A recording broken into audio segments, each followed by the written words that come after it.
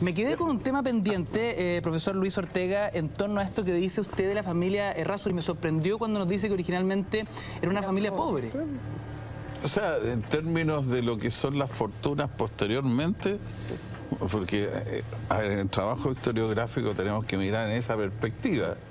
O sea, hay un libro muy interesante de Patricio Meller, ¿no? 100 años de economía política. Él dice, sí, el país creció en la primera mitad del siglo XIX, pero creció muy modestamente. ¿Y qué es lo que pasa? Todos estos sectores que alguna vez habían tenido algún grado de control sobre las actividades económicas, muy pronto son desplazados por los extranjeros, ¿no? Por ejemplo, la principal fuente de entrada del país, que es la aduana, o sea, el comercio exterior, ya hacia el año 1848, uno toma los registros del comercio de Valparaíso, del alto comercio, fundamentalmente extranjero. Y esta gente se repliega, pero después se une a este sector cuando se comienzan a dar las mutaciones sociales propias de la etapa ya de apertura de este sector, y ahí yo tengo una discrepancia con María Olivia. A mí me parece que este grupo que llamamos a decir aristocracia tiene una capacidad, tiene una estrategia muy importante, que es de cooptación. ¿En qué sentido? O sea, por ejemplo, voy a dar nombres, ¿no? El primer, Pérez de Arce, y todos sabemos por dónde voy, ¿no? Es un tipo que comienza como empleado de ferrocarriles y llega a director general de la empresa de ferrocarriles, que lo es por 20 años. Y lo toma este grupo. Y así por el estilo. Nosotros podemos seguir a varios, ¿no?, que parten de, por ejemplo, del servicio público. Bueno, el mismo caso del ministro Antonio Varas, que van pasando a engrosar, sin ser de origen, podemos llamarle aristocrático, se transforman en componentes de ese grupo y lo van. Esto es muy interesante, quiero entender el contexto, Andrés. ¿Cuáles fueron las áreas de desarrollo en el siglo XIX en específico que permitió que diversas personas, diversas familias pudiesen crecer económicamente? A ver, básicamente fue el modelo de desarrollo económico de gran parte del siglo XIX fue basado en el sector agrícola, ¿no es cierto? Grandes extensiones de tierra, latifundio, etcétera, sectores mineros y una pequeña incipiente industria manufacturera, ¿no es cierto? Esa era más o menos la estructura, y bueno, también hay sector de servicios, pero es una economía, Chile, básicamente primaria en sector minero, sector agrícola, una manufactura y servicios concomitantes. Propiedad extranjera, digamos, sobre todo de la minería,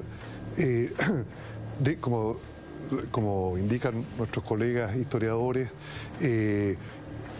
herederos o gente del Imperio Español, y se mete bastante rápido el Imperio Británico, ¿no es cierto? Era el periodo llamado globalmente Pax Británica, ¿no es cierto?, que fue sustituido por las compañías norteamericanas, ¿no es cierto?, que empiezan a dominar el cobre. Pero en el siglo XIX era básicamente en comercio, en finanzas y en minería, el capital inglés era el dominante, un poquitito capital alemán, francés, pero era básicamente inglés. Entonces había en enclave, las clases dirigentes, las clases dominantes tenían un componente importante extranjero, y era una sociedad extranjerizada, Cristóbal, en Europa. Y en ese contexto, ¿cuáles eran las familias que en Chile empiezan a amasar importantes fortunas en el siglo XIX y a qué se dedicaban? Bueno, ahí tú tienes un tránsito bien interesante, porque finalmente tienes familias, lo que hablábamos antes de la aristocracia, que finalmente desaparecen hasta cierto punto, se repliegan.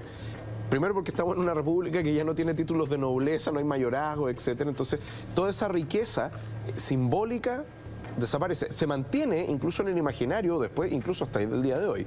Ahí tú tienes familias como, no sé, los Balmaceda, los Irarrázaval, los apellidos vinosos. Los vinosos, como se decían, lo decía Vicente Huidobro refiriéndose a los apellidos vinosos y bancosos. Entonces, cuando tú tienes ese tránsito y esa mezcla con, primero, familias de cuño nuevo, como los Errázuriz, los Echaurren, etcétera, y después la irrupción de las familias extranjeras, tú tienes ahí el surgimiento de esta oligarquía, digamos, lo que se movía fundamentalmente, como decía Andrés, en el tema de la banca, etcétera. Sí. Familias, bueno, a ver, tú tienes, por ejemplo, en el sector minero, los Urmeneta, los Cousiño, Urmeneta en cobre fundamentalmente, los Cousiño en carbón, pero también en el sector vitivinícola. Tú tienes familias que son vinculadas al mundo bancario, como el caso de los Edwards, por ejemplo, el banco Edwards, y también el caso de los Mate, el banco Mate McClure, etcétera, o Mate y compañía después.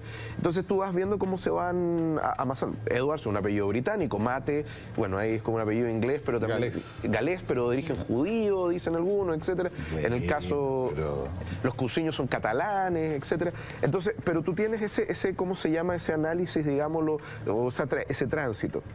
Y por otro lado, tú vas viendo también, y como le decía el profesor Ortega, tú tienes gente que surge al alero del Estado, incluso en el siglo XIX, porque, claro, tenemos la clásica clase media que es producto del siglo XX, pero hay una anterior en el siglo XIX, que está altamente endeudada, es productora, pero el problema es que no puede amasar gran cantidad de fortuna porque tiene que pagar las deudas. Y ahí surge, por ejemplo, Antonio Vara. Antonio Vara es un personaje que viene de Cauquenes, que es extremadamente pobre, pero pierde a su padre, él muy joven, pierde a su hermano mayor también. Manuel Montt, que lo toma bajo su alero, tampoco venía de un sector rico. Y me acuerdo lo que decía usted, profesor, respecto a lo de Bunde Sanfuentes, que claro, Montt era un hombre de tez oscura y lo ningunean precisamente por ser de tez oscura. Hay una carta que es fantástica que le escribe Aníbal Pinto Garmendia, que después va a ser presidente, hijo de un expresidente que era Francisco Antonio Pinto, se le escribe a su suegro, otro connotado hombre rico que era José María de la Cruz, un connotado héroe de la independencia, que le va a hacer una guerra civil a Montt. Y dice, mi estimado José María de la Cruz, ha salido el gabinete del negro, que era como le decían a Montt. Y he llegado a la conclusión de que no hay ninguna persona conocida. Eso de gente o persona conocida se refiere a que no hay gente como uno. Sí.